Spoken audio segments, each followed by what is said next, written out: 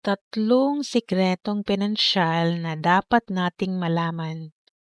Bakit kahit anong sipag natin sa trabaho, parang lagi pa ring kulang ang pera sa dulo ng buwan? Akala natin dati, kailangan lang natin ng mas malaking sahod para maayos ang buhay. Pero kahit tumaas ang income, doon natin marirealize na hindi pala yung amount ng pera ang problema, kundi yung mga maling habit na akala natin ay tama. Ngayon, pag-usapan natin ang tatlong financial truth na sana noon pa natin nalaman. Lesson number 1, ang savings trap. Ang unang lesson, ang pag-iipon ay hindi sapat. Noong bata pa tayo, lagi tayong sinasabihan na mag-ipon ka. Kaya ang ginagawa natin, nag-iipon tayo sa bangko. Pero ang hindi sa atin sinasabi, habang nakatambay ang pera natin, unti-unti itong nawawala ng halaga dahil sa inflation. Ang tunay na sikreto ng mga financially free ay hindi lang sila basta nag-iipon, sila ay nag-invest. Ang pera natin dapat pinagtatrabaho, hindi lang pinapatulog. Ang lesson number 2, ang pa-impress budget. Ito ang isa sa pinakamalaking pagkakamali natin. Kapag nagsimula ng lumaki ang kinikita natin, bigla ring lumalaki ang gastos natin. Bumibili tayo ng mga mas mahal na gamit, mas bagong gadget o mga gamit na hindi naman natin talaga kailangan.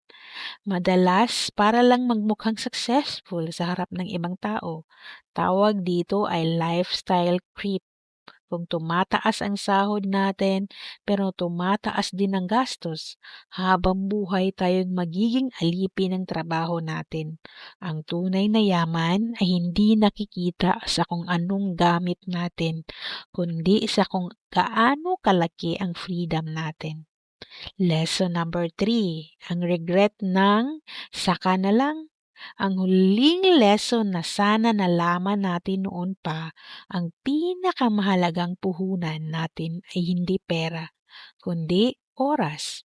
Marami sa atin ang nagsasabi na, saka na ako mag-invest pag mayaman na ako o saka na ako mag-iipon pag malaki na sahod ko.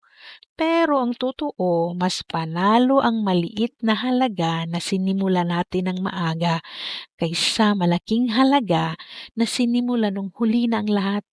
Huwag nating hintayin ang perfect salary bago tayo maging matalino sa pera. Hindi pa uli ang lahat para magbago tayo ng direksyon. Kahit gaano kalaki ang utang o kahit gaano kaliit ang sahod natin ngayon, ang mahalaga ay ang desisyon natin na matuto.